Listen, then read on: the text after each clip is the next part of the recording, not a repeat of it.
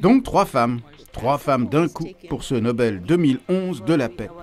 C'est une véritable marche forcée vers la parité qu'entame le comité norvégien, puisqu'il avait, avant cette attribution, décerné le prix à 12 femmes seulement, pour ou contre 79 hommes. Il faut dire, à la décharge du comité, que le prix Nobel fête cette année ses 110 ans, alors que l'entrée massive et active des femmes sur la scène de l'histoire collective, et donc sur celle de la guerre, et donc sur celle de la paix, date seulement de quelques décennies. Quoique l'une des actions qui a valu son prix à l'une d'entre elles, la libérienne Leymah Gbowee, a quand même quelques 25 siècles au compteur, si l'on en croit Aristophane, qui en avait fait une comédie en moins 411. Il s'agit de la grève du sexe.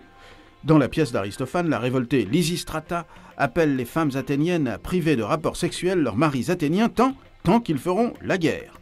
Dans la pièce, ça marche. Dans la réalité, ce fut autre chose, jusqu'à ce que, au Libéria, 2400 ans plus tard, la menace ne soit pas restée, paraît-il, sans effet.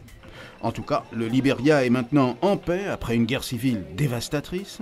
Sa présidente, Helen Sirleaf, est désormais avec Leymah Gbowee, co-prix Nobel de la paix. Quant au responsable présumé des tueries, il est en jugement à La Haye. Cependant, l'ennui, avec le prix Nobel de la paix, c'est que, contrairement aux autres prix, qui célèbrent des œuvres et des découvertes déjà faites, la paix, elle, n'est jamais définitivement acquise. Plusieurs prix Nobel, par la suite emprisonnés ou assassinés, en ont fait la cruelle expérience. Souhaitons donc à ce trium Mouliera, mais le mot n'existe pas encore, ces deux libériennes et la yéménite encore en pleine action, bonne chance.